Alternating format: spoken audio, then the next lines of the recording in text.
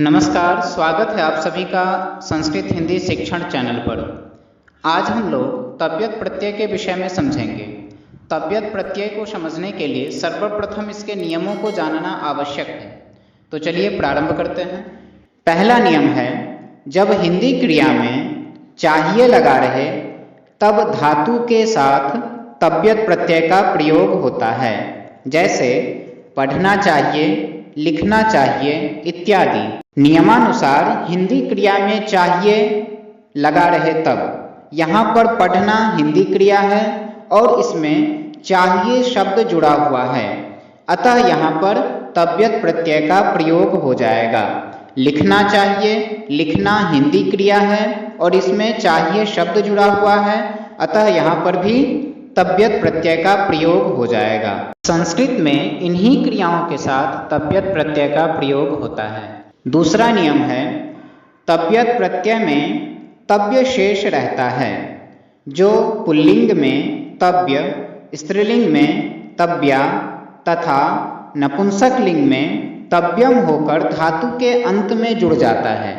जैसे पठ धातु हो गया और तव्यत् प्रत्यय हो गया, और पुल्लिंग में जब तव्य शेष रहता है तो पठितव्य हो जाएगा।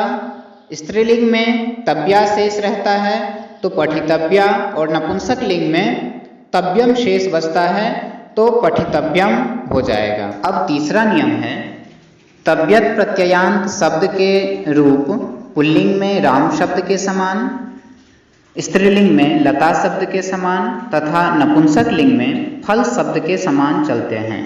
जैसे यहाँ पर धातु प्लस प्रत्यय, तो धातु हो गया पठ और प्रत्यय हो गया तव्यत्। धातु और प्रत्यय के संयोग से जो नया शब्द निष्पन्न हुआ वह पठितव्यः। यहाँ पर पुल्लिंग में पठितव्यः हो गया, स्त्रीलिंग में पठितव्या और नपुंसक लिंग में पठितव्यम। अब है धातु के अंतिम वर्ण में ई की मात्रा का प्रयोग।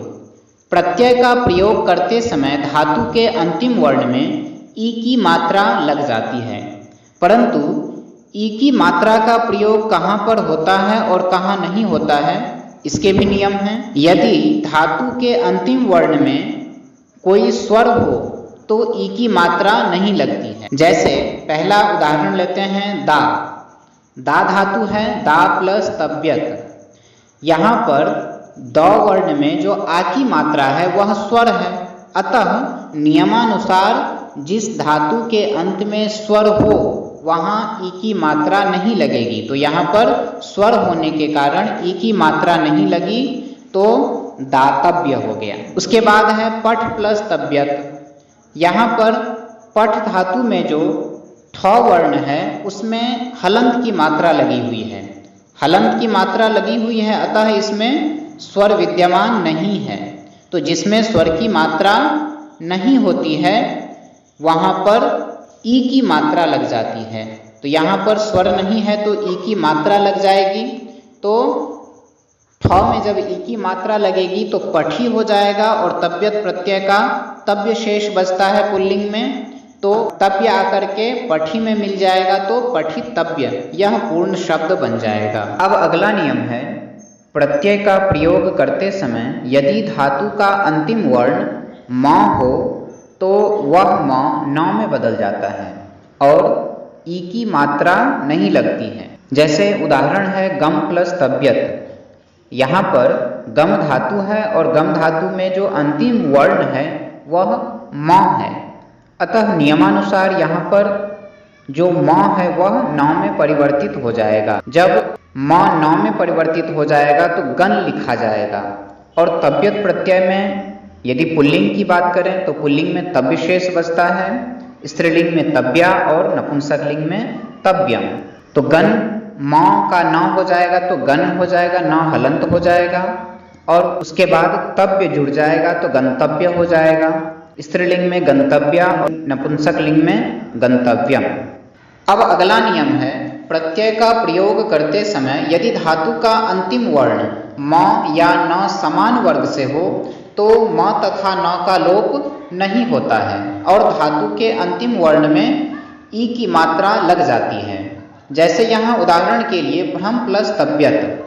अब वर्ग क्या होता है, तो जैसे कवर्ग, पवर्ग, तवर्ग, टवर्ग, चवर्ग इत्यादि। अब कवर्ग यदि बोलें तो उसके अंदर क, ख, ग, घ, ङ ये सभी वर्ण आ जाएंगे। फिर तवर्ग यदि कहा जाए तो त, थ, द, ध, न ये सभी वर्ण आ जाएंगे। तो इस प्रकार से इन्हें वर्ग कहा जाता है। अब यहाँ पर भ्रम में दो वर्ण हैं, भ और म।